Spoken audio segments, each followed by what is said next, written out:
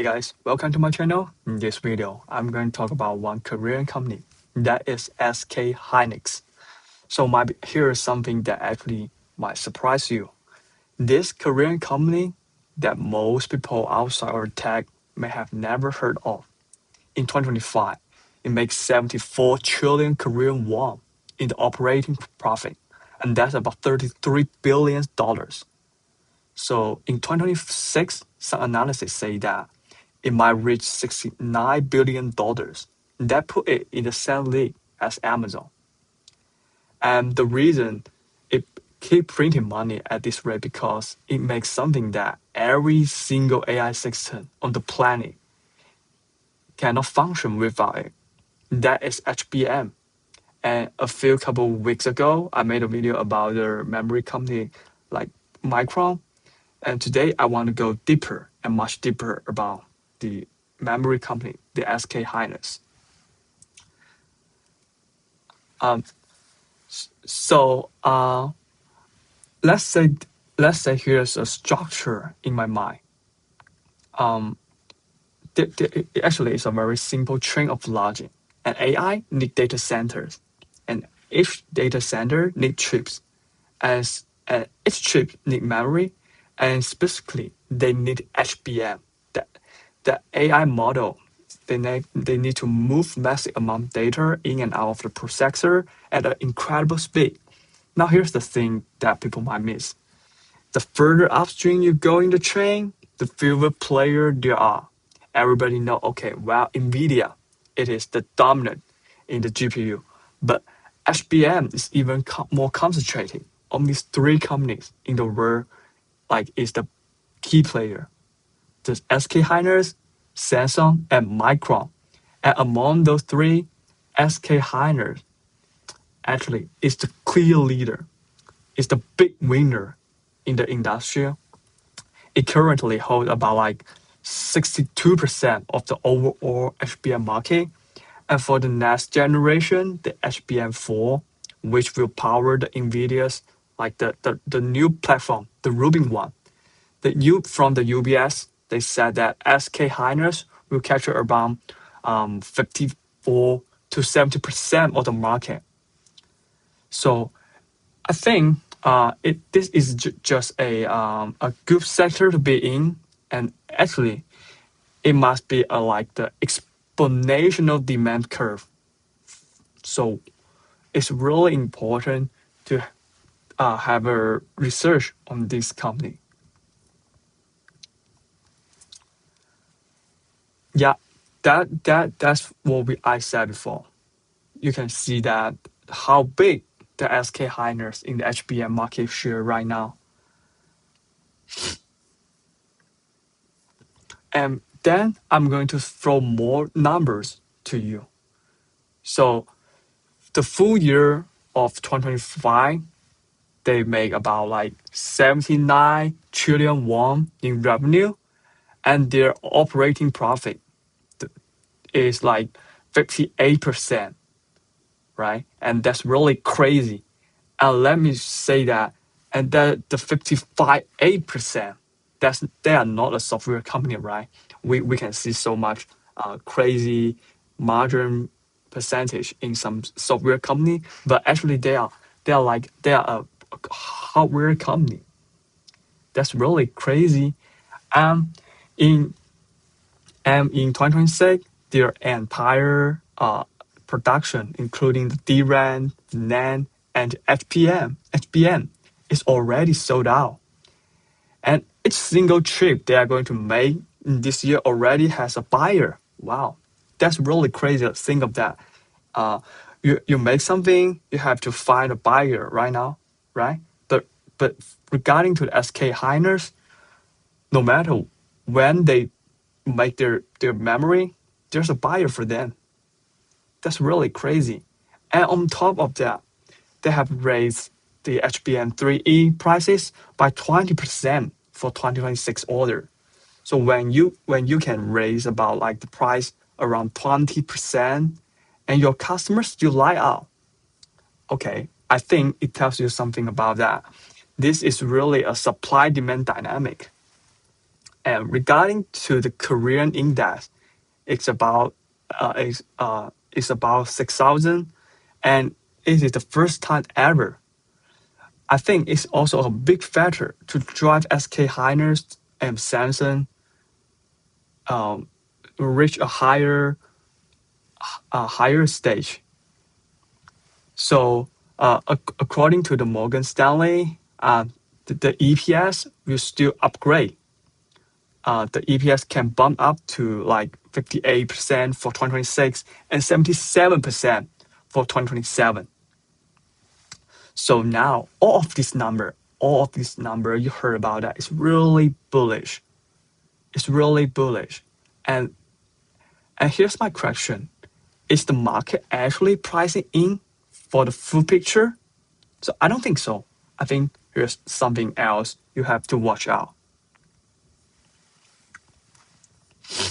So here's the thing. The current the current consensus goes something like, okay, AI is booming and companies are building data center, and those data center need GPU and HBM, and SK Hynix is the leader. So the stock goes up. Okay, right. That is the first wave of the AI memory demand, right? The cloud AI model training, the chatbot inference, and the enterprise AI. Everybody is in the AI hype. That's real. That's real. But uh, and that is happening right now. Yes, and this is what like every investment bank is modeling. But I think regarding regarding to this part, it is already priced in. So when every analyst on the Wall Street is raising their target price and the stock is at all-time high, the first wave is consensus. You are not getting alpha from information everyone already has, right? And the real question is like, what comes after this wave? And what is the second wave? And what is the third wave that the market hasn't fully priced in yet? That's what I'm going to talk about. And you can see this picture, and I think I'm really into AI, and I do a lot of research about AI, and I use AI every day to coding, to do whatever. Um, so I think this is also a lot of the part that most people are missing. And right now, AI you ask a question, right? You ask a question, and AI give you an answer. It's totally human trigger, right? Everybody is using ChatGPT, right? You type something into ChatGPT or Cloud, and it responds, and then it sits there and waiting for your next prompt and stuff like that. But right now, after the open Claude order, I think it's after the cloud code, and recently we heard a lot of crazy stuff about the open Claude, right? Uh, that is AI agents. That is what I'm going to talk about. That AI agent, they are like fundamentally different.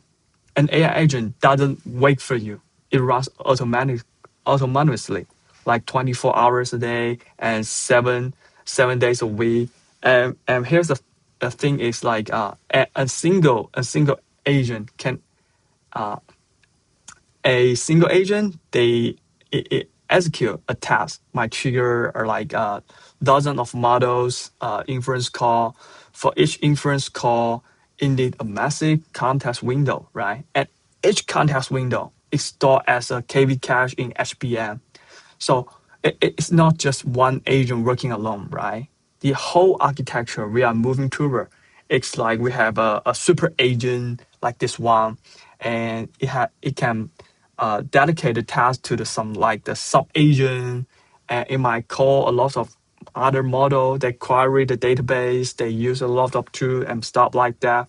And one task can trigger an exponential chain of inference. Think of the token consumption, right? It's not like more people using chatbot, but in the future, it's it quantitative times frequently times depth. So the number of the agent will far exceed the number of human user, and they can run 24/7 without breaks. And each inference, they need a longer and longer context window. And, and that is really crazy. And it just consume the keep consume the token. And each token, right, you need memory, right? And you can see this picture. I think it will give you a more clear view about what will how the AI agent works in the future, right? You can think of the KV cache is like a book for you, and you have to do some tasks, and you have to find something, and you have to check your book, and you have to check your notes. So each action you have to use memory, right? That's really crazy. And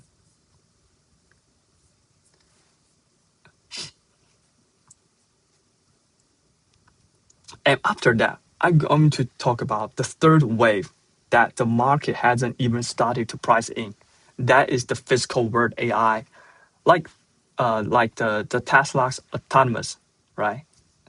The physical AI, and the autonomous driving, and stuff like that. All of this application, they have one thing that the cloud AI doesn't like they cannot tolerate the latency, right? They require the zero latency. Like when you use a chatbot, that's fine for you to wait for a second slow. But a self-driving car, like think of that. You are sitting in a self-driving car. You can wait, right? It's about the safety, right? Um, so it require the high performance inference at the edge, and it means that you also have to buy some memory for the edge, right? And that is the local deployment. As the open source model gets stronger and stronger, more and more people or the company that would like to run their AI locally, because of the privacy, because of the control, because of the latency reason, and each local deployment, you need memory. That's the reason why you see so many people buy the Mac Mini, right? And there's also another thing most people don't talk about. That is the legacy system.